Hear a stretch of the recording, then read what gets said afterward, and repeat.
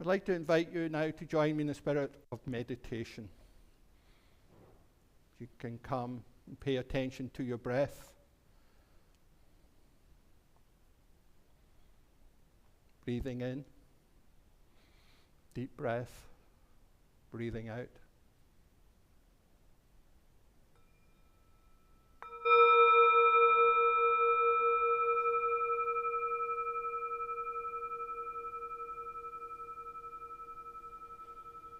Breathing in, I am aware of my pain.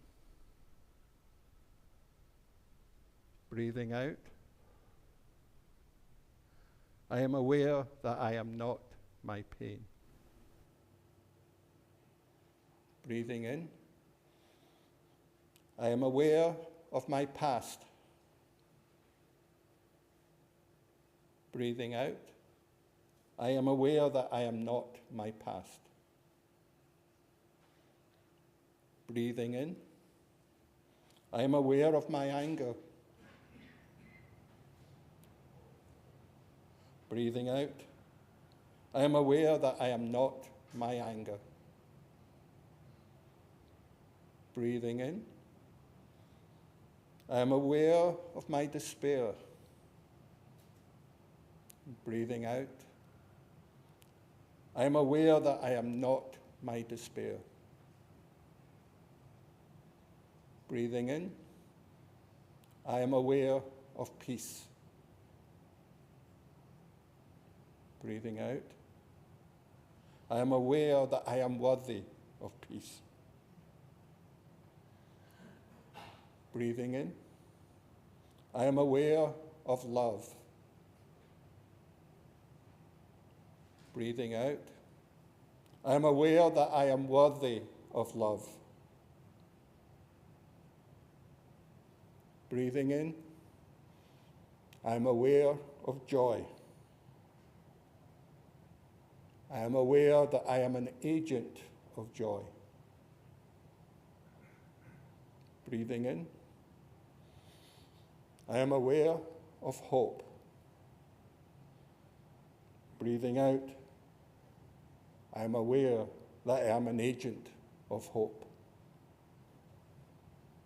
I invite you to join me in a time of silence. I really had hoped that this reflection, my last reflection before going on sabbatical, would be a heartfelt expression of my appreciation to each of you for the journey we've been on in the last 5.5 years since I started my sabbatical. Started my ministry here. Next sabbatical, I wanted to be 5.5 years. Okay, Jen and Polly, get those pledges in. I don't know if you remember the beginning of my time here back in August 2020. Remember that? We were online for a year. We never met each other in person for the first 4 or 5 months. And then eventually we hesitatingly came back in person, kind of awkward, everyone in masks. We'd have songs, Dawn would be singing, and we'd all be standing there with masks on, swaying, not singing. It was a weird, bizarre time. But we got through that, and that shows our flexibility and our resilience. But we also did some important visioning work during that time, particularly what did we want to be as an intergenerational community. And what grew out of that visioning work is the Action Sundays that we're now in the 4th year. And as Sam mentioned, many other congregations in our area and throughout the country have been taking that on and copying our model. I don't know anyone that's doing it twice a month like we are, though, so we're still pioneering that. We also have a great energy and atmosphere here throughout our community, and that's typified by the experiences here on a Sunday morning as we gather for worship. We're growing our depth of connections with one another, our reach into the wider community, and our engagement into living our religious values of pluralism, interdependence, generosity, justice, equity, and transformation, all centered on making love manifest to everyone around us. Our technology and incredible tech team provides for hybrid worship. We have almost 25 people on here on worship most Sundays. And we also try to have many of our meetings online. And we have built a strong internal support for everyone within our congregation through the pastoral care team, the connections, and the care committees. And our social action group continues with a variety of important activities in our three main social justice initiatives: environmental justice, fair government and voting rights, and racial and economic justice. Those last two are why I need to pivot away from the past. So while much I would love to talk about the past and what we've done, given the state of our country, especially the actions of our federal government recently, I feel in this last reflection before my sabbatical, I need to give a call for action. I've said many times over the last few months that hope is having a vision for our future paired with commitment and action. Philosopher Sam Harris said, "Tolerance, openness to argument, openness to self-doubt, willingness to see other people's points of view, these are very liberal and enlightened values that people are right to hold, but we cannot allow them to delude us to the point that we can't recognize people who are needlessly perpetuating human misery. Can't allow them to delude us to the point where we can't recognize people who are perpetuating human misery."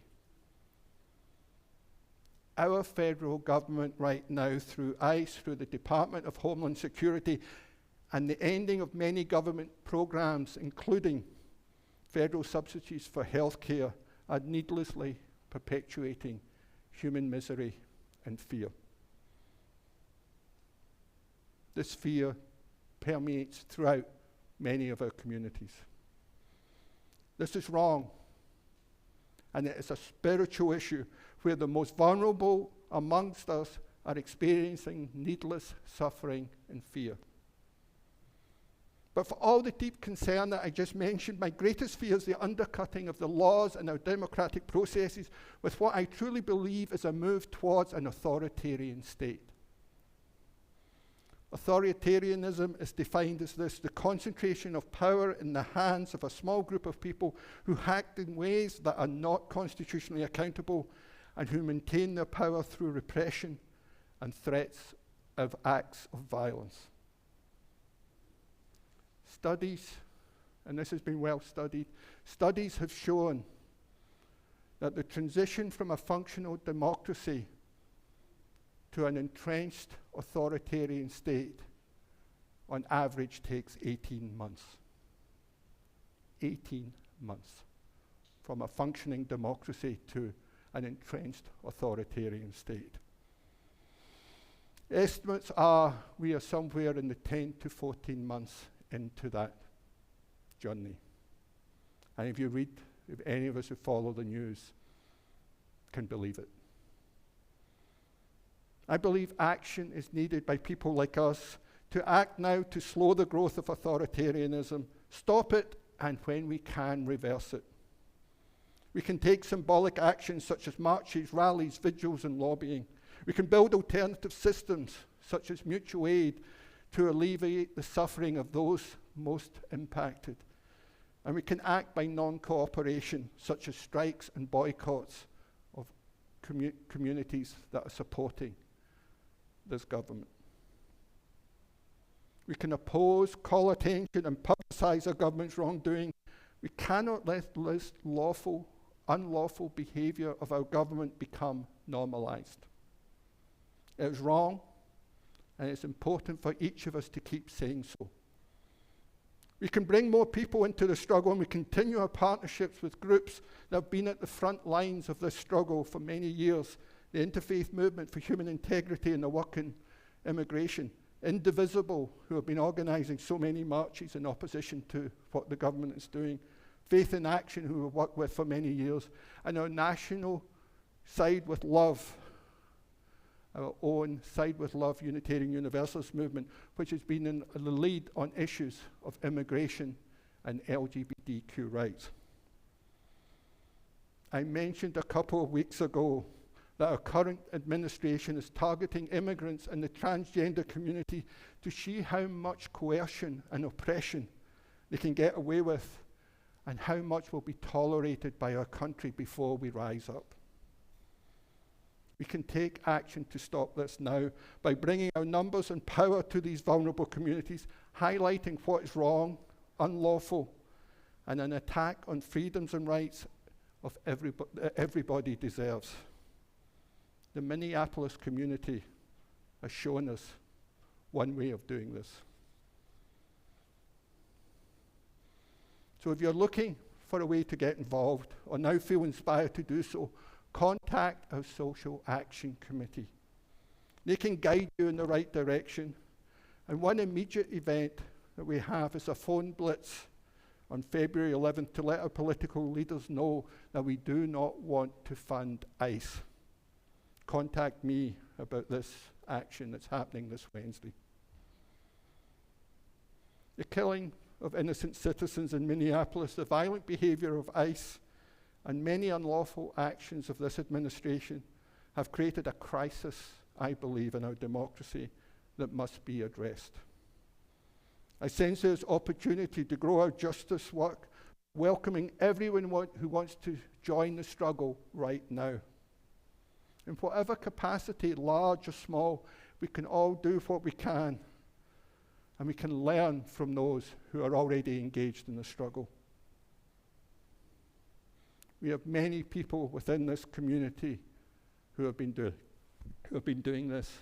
We have partner organizations who are at the front line of this, and we have our larger Unitarian Universalist movement who have all experienced the struggle for justice. Invite all of us to engage with them, learn from them, and act with them to manifest our Unitarian Universalist values by working towards becoming the country we all desire this country to be. I believe the struggle for our freedoms and democratic rights is a struggle to preserve and control and promote and grow the spiritual values that is so important to each of us. I'm heading off in my sabbatical this week. I know that much of my time will be taking action to resist the unjust actions of our federal government. I struggle to leave this community at this critical time. It's a critical time for our country. Yet I truly value having the time to dedicate myself and my actions to what is of ultimate importance to me. I wish each of you well. I wish each of you the opportunity to do the same. I know I carry the love and support and well wishes of this community with me. Please know that I send my own love, support, and strength to each of you for the coming months. We have a great community of support here that embodies love, acts with compassion, and works for justice. Let's do so now.